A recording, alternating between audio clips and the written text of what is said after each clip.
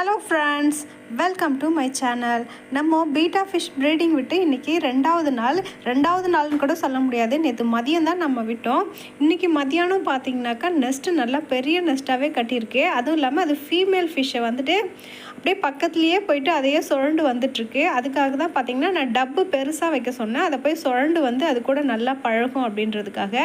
இப்போ ரெண்டுமே நல்லா மிங்கிள் ஆகிடுச்சிங்க. அதனால் இப்போ நம்ம மேலே இருக்கிற அந்த ஃபிஷ்ஷோட பார்ட்டை வந்து எடுத்துடலாம். இப்போ ரெண்டு பேரையும் ஒன்றா சேர விடலாம். இப்போ பாருங்கள், இதுங்க ரெண்டும் நல்லா தான் பழகியிருக்காங்க. ஏன்னா வந்துட்டு பீட்டா ஃபிஷ் பழகலை அப்படின்னா இந்நேரம் ஃபீமேல் ஃபிஷ்ஷை வந்து உரிச்சு எடுத்துகிட்ருக்கோம், சக்கே ஆகிடும். இது ரெண்டும் நல்லா பழகியிருக்கு அப்படின்றதுனால பார்த்திங்கன்னா இது அதனோட நெஸ்ட்டுக்கு கூப்பிடுது.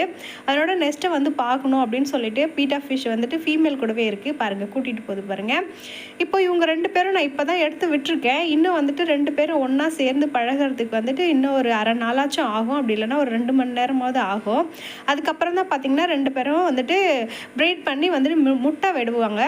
முட்டை வந்துட்டு விடுறதுக்கு தண்ணி வந்துட்டு நான் ஆல்ரெடி சொல்லியிருந்தேன், டப்பில் வந்து கம்மியாக வைங்க.